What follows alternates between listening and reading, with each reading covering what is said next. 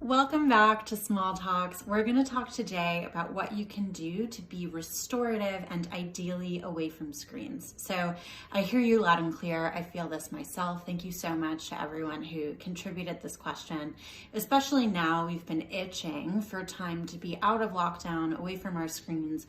You might be experiencing some Zoom fatigue. You might just be feeling really tired, really exhausted, potentially really angry, and you want to feel a little bit better. I hear you. I understand. So let's talk about some things that you can do even with quarantine lockdown time that you're relatively on your own. I always recommend getting as much natural oxygen as you can. It does wonders for your brain, for your mood. So I know the days are shorter and darker and colder in a lot of places, but even just standing by your window in the morning, getting direct sunlight if you can. If you take a lap around your apartment or you take a lap around your house or wherever it is that you reside, just breathe mindfully. Pay attention to, especially if the air is cold, how does it feel around your nostrils? How does it feel against your cheeks, on your skin? Are your joints firming up? Are they warming up, being a little bit more fluid? Paying hyper close attention to your body can help distract some of the pressure, energy drain that's really physically rooted around the eyes, around our minds when we're spending so much time on screens. I also recommend, even throughout the work week, in between meetings, stand up. Do 30 seconds of jumping jacks. Take a lap around the room, or sit and stand and sit and stand a few times. It just gets the blood flowing and can help restore, help give you some reprieve between what might be really intensive meetings, a lot of thinking, a lot of doing. And again, it does not have to be for hours at a time. It can be for 10 seconds, 30 seconds, a couple minutes at a time, just to give you a little bit of that refresh.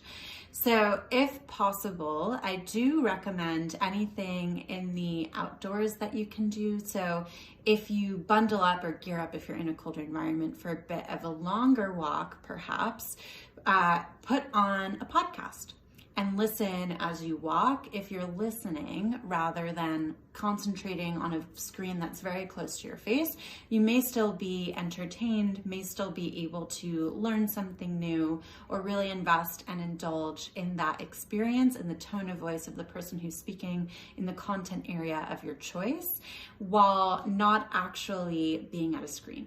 Something else you can do is you can call a loved one. So focusing on the voice, maybe there's someone who you've been meaning to catch up with, who you haven't talked to in quite a while.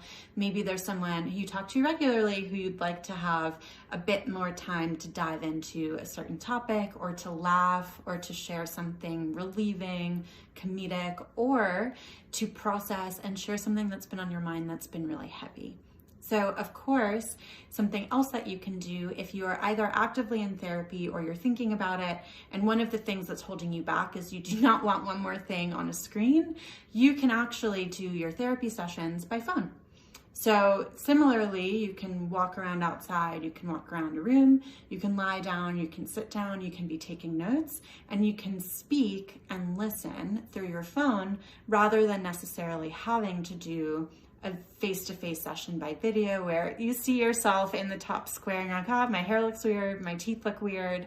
And instead you can focus on what you're feeling, focus on the content of what you're sharing, what you're feeling as you're receiving feedback or information or mirroring back. And again, throughout all the pattern, focusing more on the physical sensations on your body and a little bit less, giving your eyes a little bit of a break to just be and switch gears a little bit. So indoors, a couple other ideas that I personally love. You can draw or paint. You don't need a ton of resources. You don't necessarily have to invest in a whole new paint set. You can grab a pen or a marker or a pencil. Try to draw the thing that's right in front of you.